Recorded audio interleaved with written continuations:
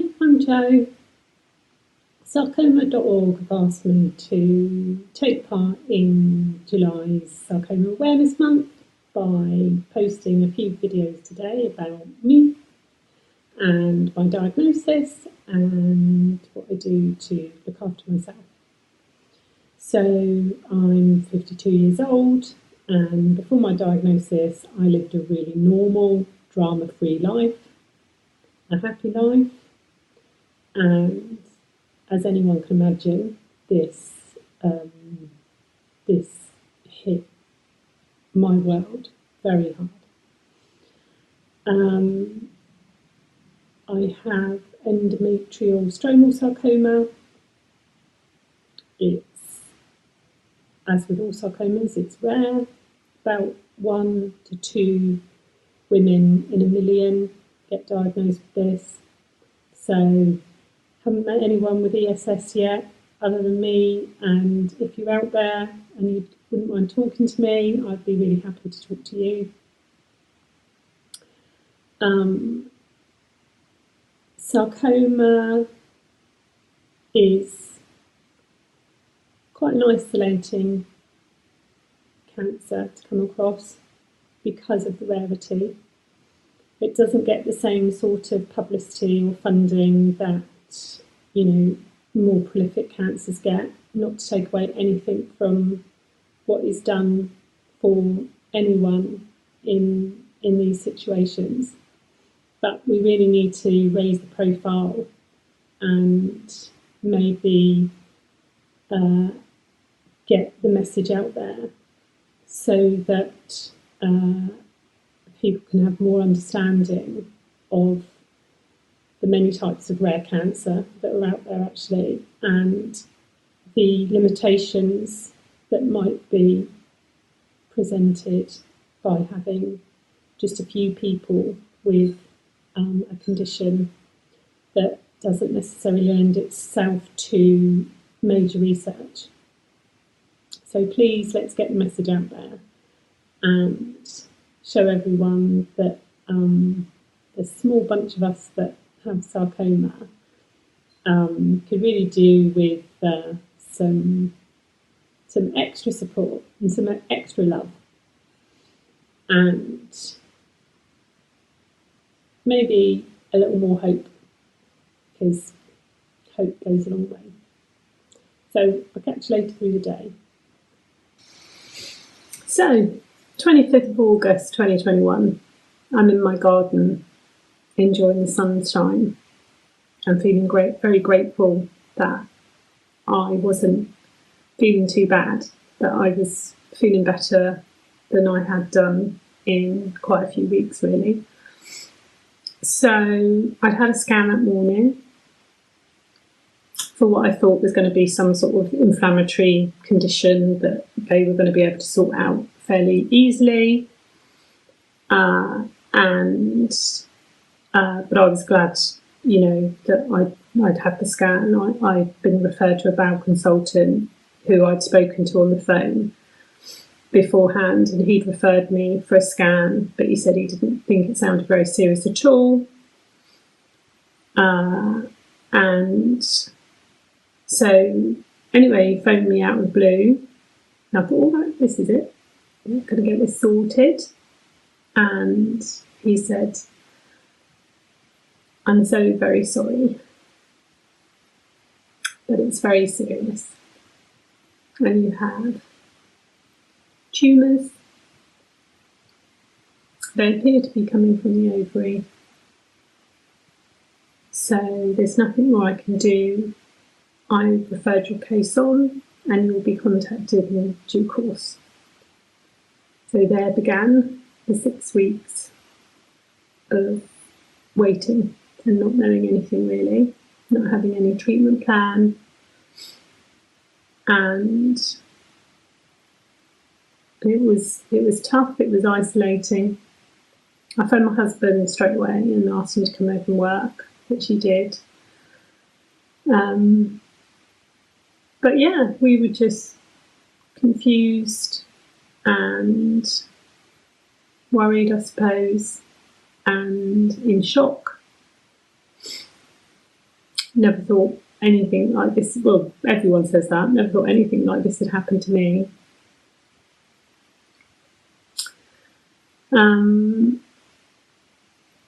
So yeah, that's where it all started.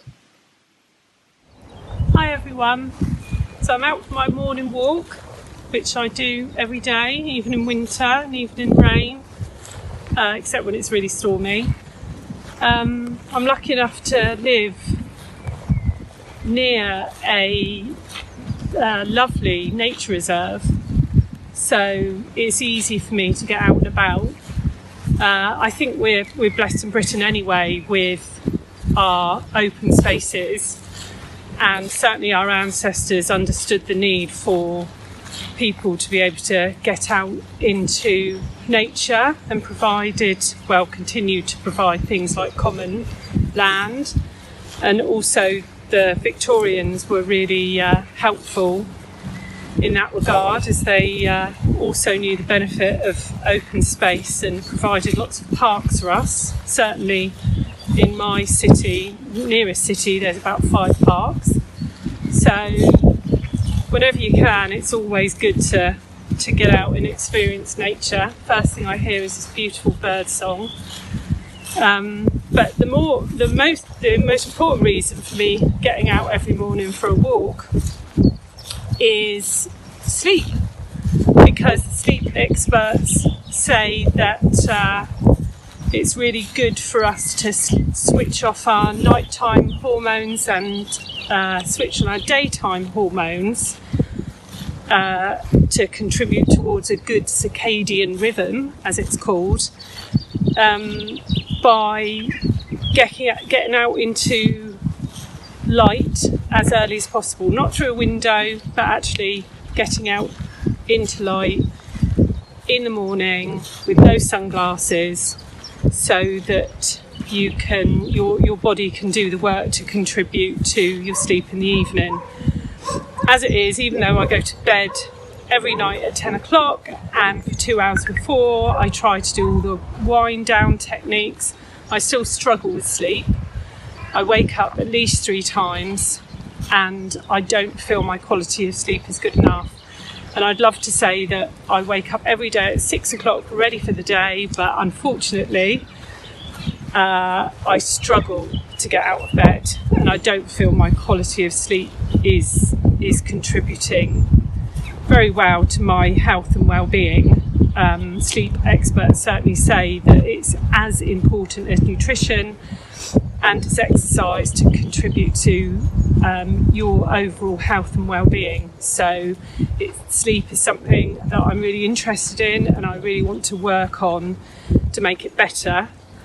But that certainly motivates me to get out every morning for a walk before I do my exercise. Sometimes I go for a run and make that my exercise, but it's also to be able to observe this beautiful world, the flora and fauna in it, and get ready for the day. So I'm going to continue with my walk now and enjoy this beautiful world we live in, and I'll catch you later. Hi guys, so just finished my workout. Gosh, I sweat now. Never used to sweat, but since my onset of menopause, which was really sudden because of the drugs they gave me, my cancer is estrogen driven, so they sort of impose a sort of really impactful menopause. And gosh, did it impact, it's everything all at once, where my hormones were just wiped out. So I sweat incredibly whilst I'm doing a workout anyway. And even though I used to do the same workouts, same intensity, never seemed to sweat as much as I do now. So anyway, I'm just going to go and have my shower, but before I have that, I'm going to practice some breathing techniques. And I do a few types of breathing techniques throughout the day, practice some mindful breathing. There's lots on YouTube about breathing techniques and how it contributes towards health. There's even books about it, not that I've read them. And I've tried different ones, 4-7-8 breath, box breathing, and they all have their benefits. They're all really good if you can get into that sort of thing. I certainly can. It brings mindfulness, it brings calmness. At the moment, I'm doing the Wim Hof breathing technique. Now, some of you might have heard about Wim Hof because he came to the screens recently with celebrities. But I came across him in December when I was talking to some friends about some idea that had come to me about I wanted to do cold water swimming. Still haven't done it yet. But they told me about Wim Hof, so I started looking into him, and it sort of aligned with what I was looking at the time about hot and cold therapy being good for health and longevity. So I started doing cold showers then. I've only more recently started his breathing technique, and his breathing technique's really good. He's got a YouTube channel about it, and he's got an app. But I find that it takes about 10 minutes, and then you almost naturally, I almost naturally go into some meditation afterwards. And then I go off and do my hot shower, followed by a 2-minute cold shower, which I find really healing, and it really sets me up for the day. And I love the way he ends his guided tuitions by saying all the love, all the power, and that really means something to me. So I'm going to go and do some breathing and get very hot and then very cold. Catch you later. Yep. Hi everyone. So I'm at the Multiple Sclerosis Therapy Centre, the Solent MS Therapy Centre in Portsmouth, and I come here fairly regularly, at least once a week, probably a bit more, to have hyperbaric oxygen therapy. And here's the tank. Ruth is quite kindly filming me, and I'll just show you a bit about it. So this is the tank. It was donated by the Royal Navy, I believe, ladies, wasn't it? And it goes under pressure. I'm just about to do a 33-foot dive, and once we're in there and the door shuts, which is an ominous sound, the pressure then starts to be reduced, and then we all put these lovely little masks on, which some people say makes me look like a bit of a fighter pilot. And then we breathe under pressure for about an hour. It takes a bit of time to go down and a bit of time to go up. So if I just pop inside, this is our little tank. It gets really echoey, and as you can, I don't know if you can see, but it seats 4 people.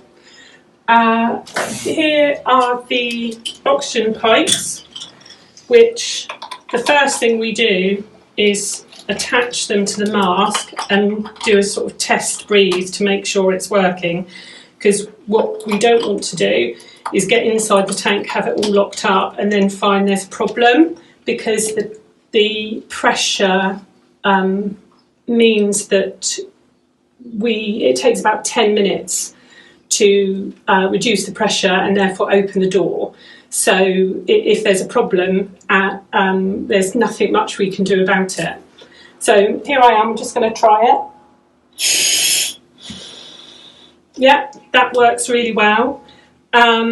So everyone else is going to come in. Then I'm going to put my mask on. I normally wait for the pressure to equalise, because my ears need to equalise, so I do a lot of nose blowing before I actually put it on. But I'll show you what I look like with it on.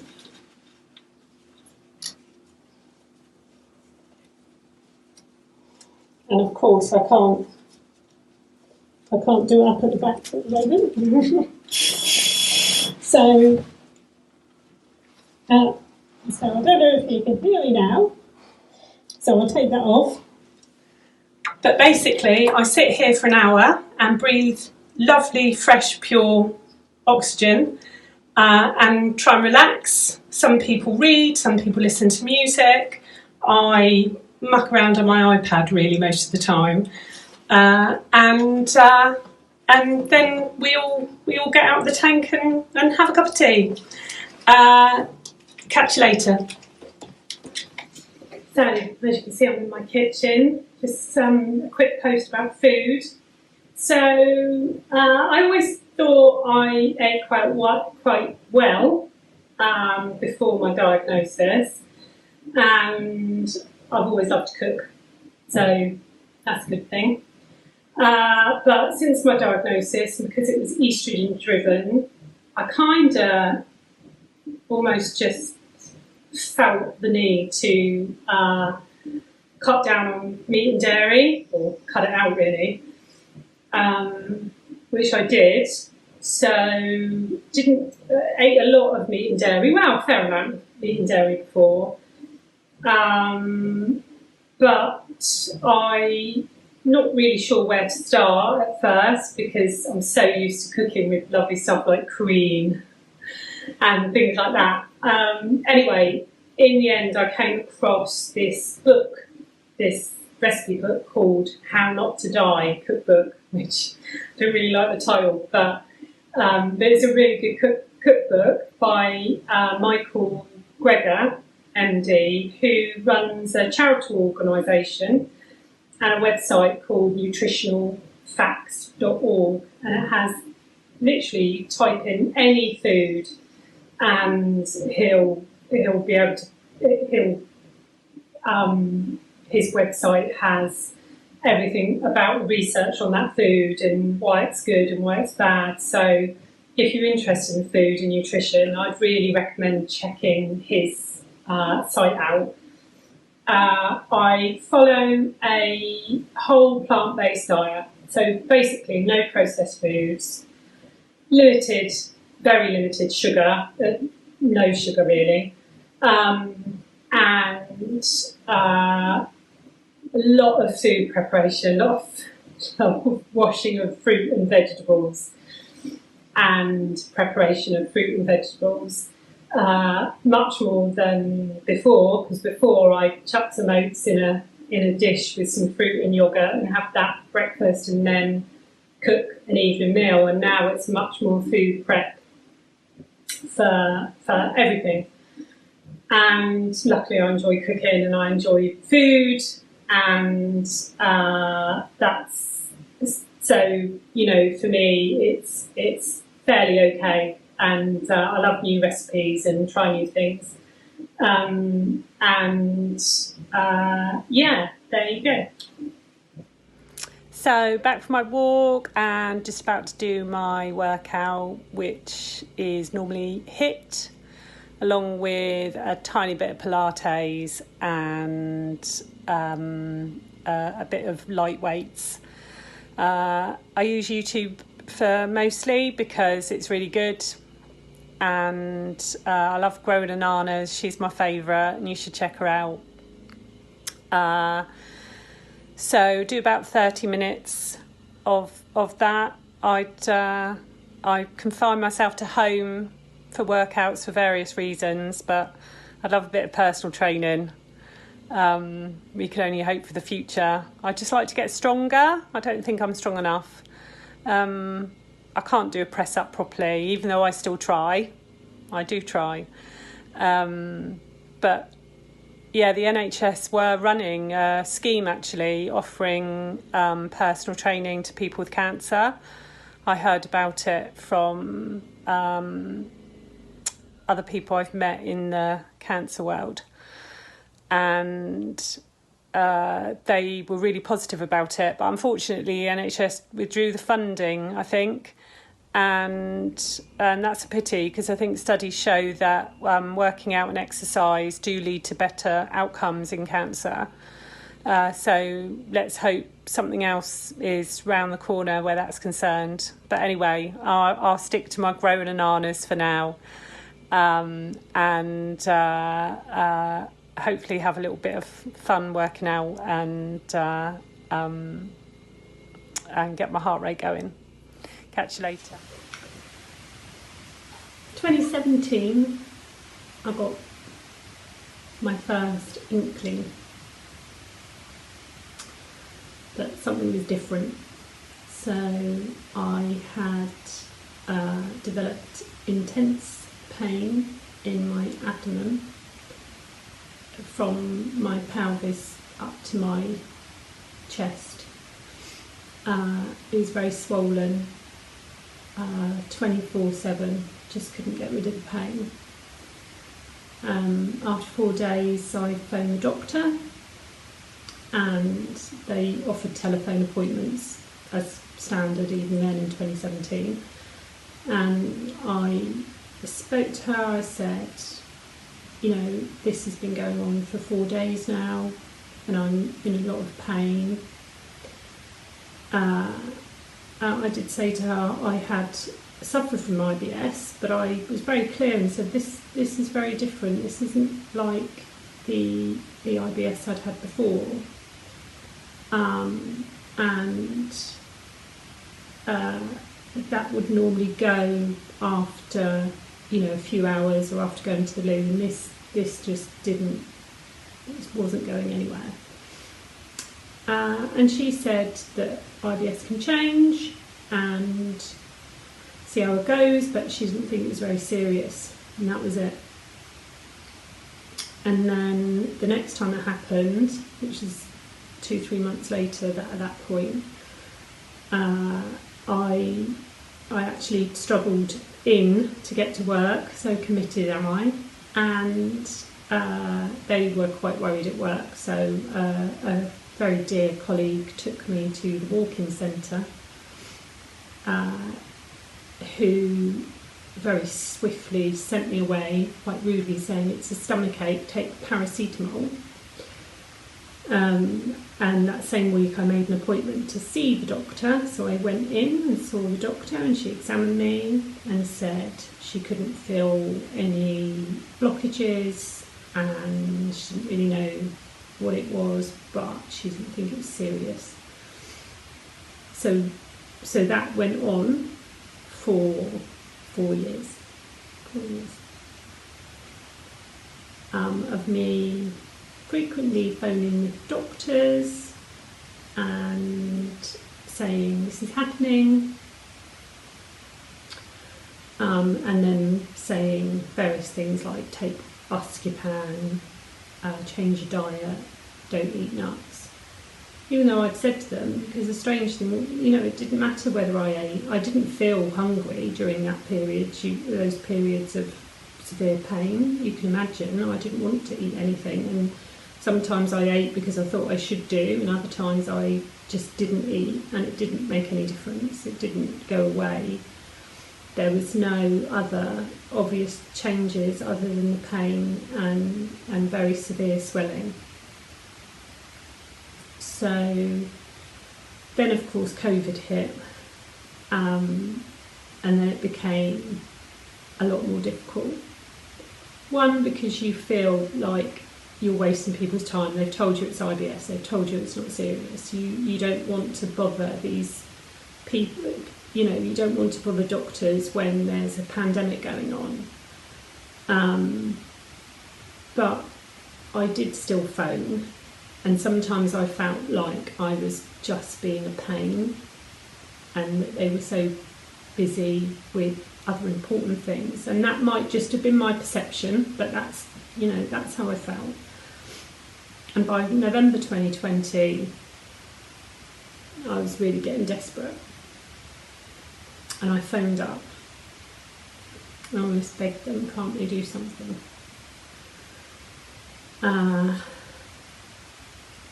And from about November it just got more and more persistent, but I was very torn between bothering the doctors, that's what I thought, bothering the doctors, and with COVID going on, people I felt might be in much more of a serious situation than me But I did continue to phone them in December, in January, in March, and then eventually I phoned in June and got a locum doctor, lovely person. And before I felt that I needed to really try and impress on them how painful this situation was and how it just went on for days and days and days. I mean, 7 days of 24/7 pain. My husband had quite often tried to say, let's go to A&E, and I'd sort of say, oh, no, because you just don't want to be a pain, do you? You don't want to, especially as, you know, when I'd gone to the walk-in centre, they almost scoffed at me with having a stomachache. Clearly, you know, there's differences between a mild stomachache and, you know, the severe pain and swelling I was suffering.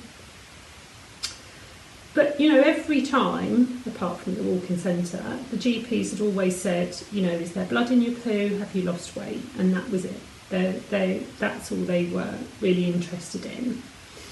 Little did I know my symptoms were actually quite classic for uterine ovarian cancers.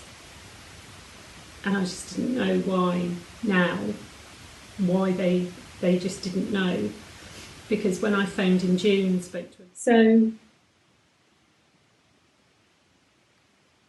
the bowel consultant had phoned me on the Wednesday, and by the following Tuesday I hadn't heard anything. And, you know, I don't know, I just thought it was urgent. I just thought, you know, cancer was treated urgently. And you are going out of your head, really. You don't, you know, you really...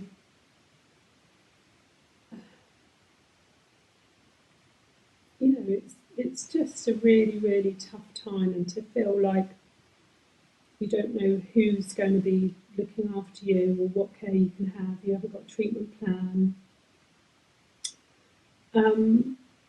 So I managed to phone the hospital and eventually got put through to a Macmillan nurse who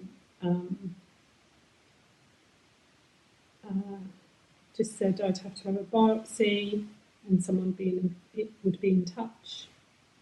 It was all still very, very unclear. So I didn't know who my consultant was going to be. I didn't have anyone to sort of contact or talk to who could tell me anything. And it would have been really nice at the time, as soon as someone found that there was something wrong, like when the scan report first came out. I'm not expecting consultants to do this, but surely it would be nice to have someone there to sort of give you some information, send a support worker or something who just said, you know, there's Maggies on site, you can go and see them even though you haven't got a clear diagnosis. They can give you support. Phone Macmillan, they can give you support. Even though, you know, I didn't know at the time it was sarcoma, so I couldn't have, could have phoned sarcoma.org.uk, but I didn't know about them. Yeah, so it was just a nightmare, really. Then eventually I got information about having a biopsy so that they could confirm what they thought it was, ovarian cancer, on the 10th September.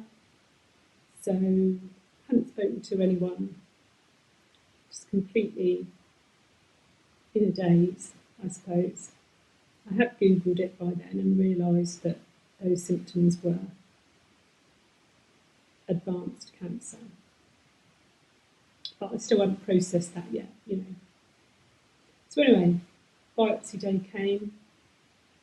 They said they'd be in touch.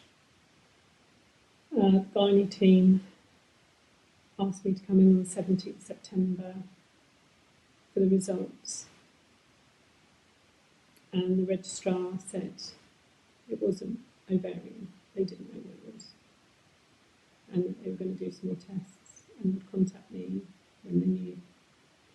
So again, I walk out of there completely lost, no treatment plan, no way forward, knowing nothing, except she did say that the disease was too extensive to operate and that it would be incurable, even though they didn't know what it was.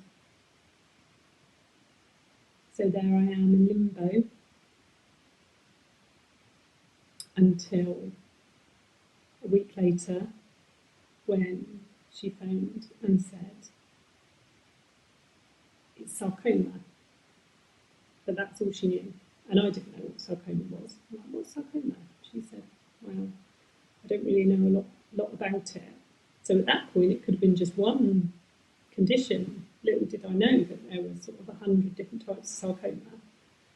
And she couldn't tell me anything. She was an oncology registrar, specialised in gynae, and didn't feel able to go into any explanation about sarcoma, but said someone would contact me. So again, I'm left in this limbo. Someone will contact you. No one I can talk to, no one I can contact. But eventually I did try and phone the sarcoma team at Southampton, and I didn't get very far because it was an answer phone. So my husband found sarcoma.org on the website, and I phoned up very emotionally, and I spoke to Carly, who was wonderful, and I felt like I was being listened to. And I was being listened to. There's not much she could do except contact the hospital and ask them to contact me. That just didn't happen for various reasons. But at least I had someone there that I could phone up and talk to, even if I didn't know what my diagnosis was. So that felt like a step in the right direction. I had something to fall back on. 30th September comes, my day to see the oncology team, who were lovely and spent lots of time with me, and told me that it was endometrial stromal sarcoma, which had spread extensively, and therefore it was incurable. It would be unoperable, and radiotherapy wouldn't be an option because there was just too much of it. They said I couldn't have chemo because the disease was chemo resistant, which I'd never heard of before.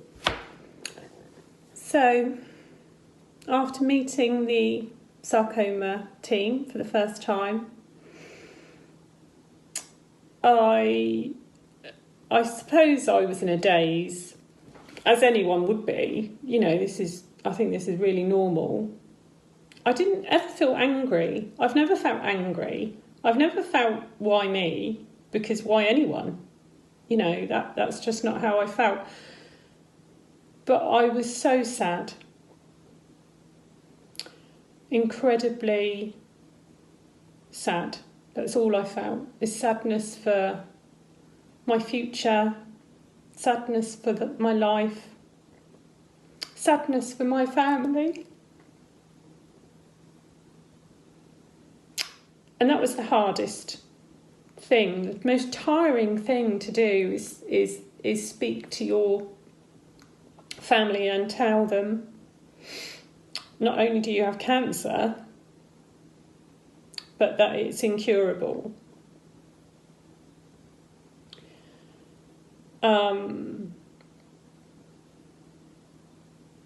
But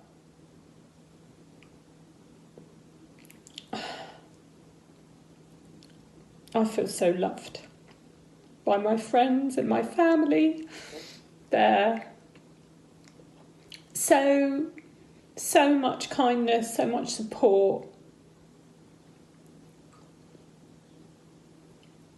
And it makes such a difference in my life. The first week where people started to find out, I could have opened a florist with the amount of flowers that I got and cards. And, you know, that keeps me buoyant even now. You know, I get texts all the time from people saying, just thinking of you, and every single one is like a little ray of sunshine wrapped around my heart from everyone. So I consider myself very blessed to have all those people around me. And so, yeah, so I was just sad,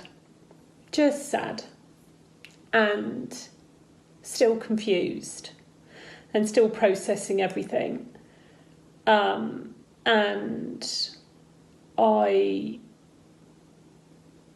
I'm a researcher. That's just what I do. Always have done.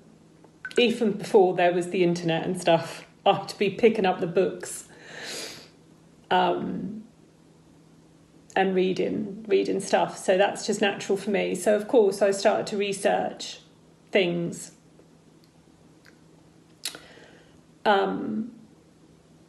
But, you know, it took a long time to process things.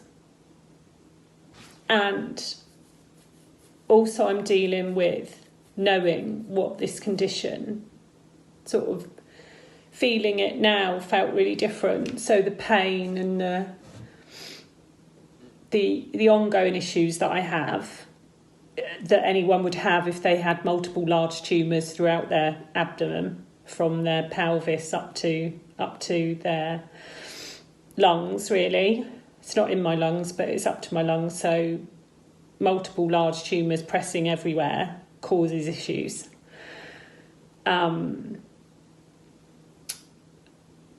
But, you know, what I wanted to do was empower myself. And empowerment is something that I've always believed in, I've always done. I've always tried to encourage others to empower themselves, and still do. And I wanted to have control. I don't want to hand my life over to a consultant in oncology and say, what do I do?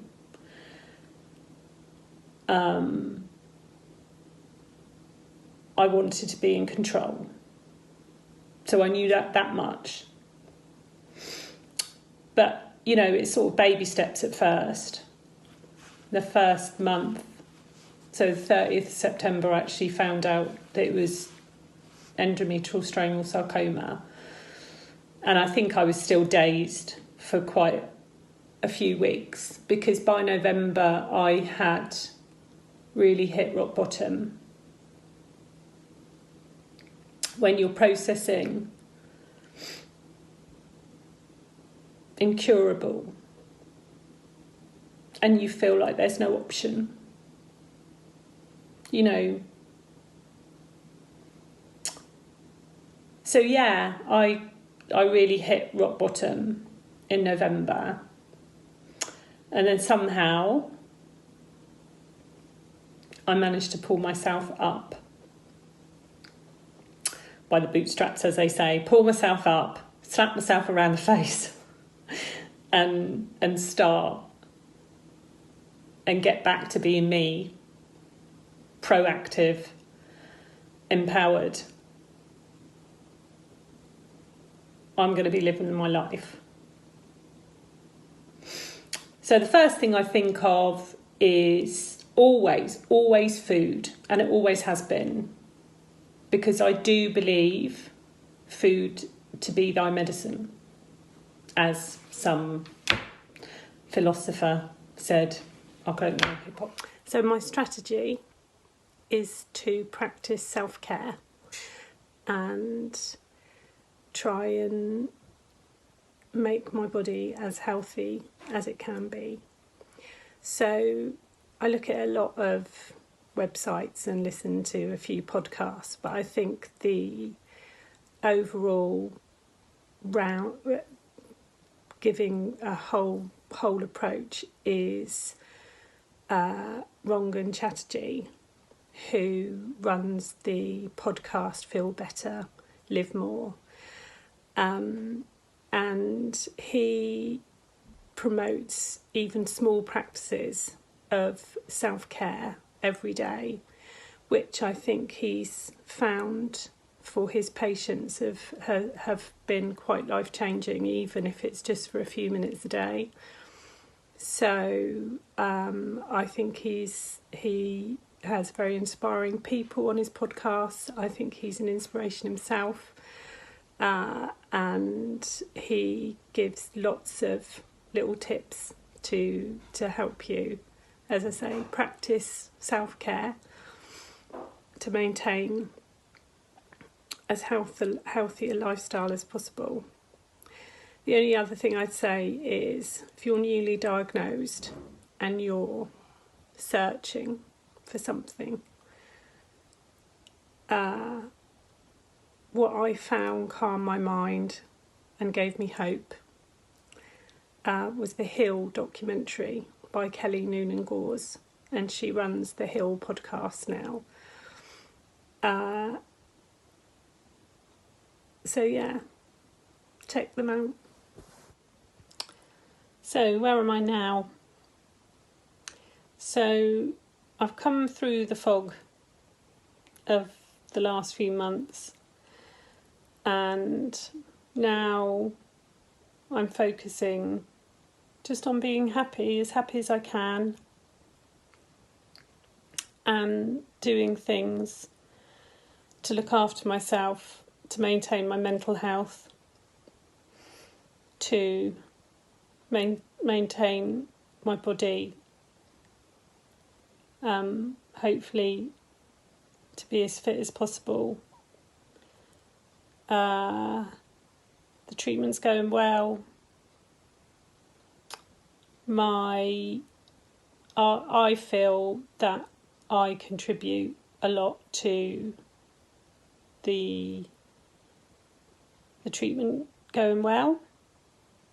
I have to have scans every 3 months, blood tests every 3 months, and each time it's tough to face. It's tough to face the scan. It's tough to face the results day, where you go in and you don't know what you're going to hear, and you don't know how you're going to process whatever you hear, and that anxiety is always there. There's always a little sort of cloud walking around with you, but I choose to, as I say, I choose happiness. I choose to be grateful for everything I have, everything I have had, everything I will have, and be grateful that we have a very beautiful world which we should look after. So yeah, day by day.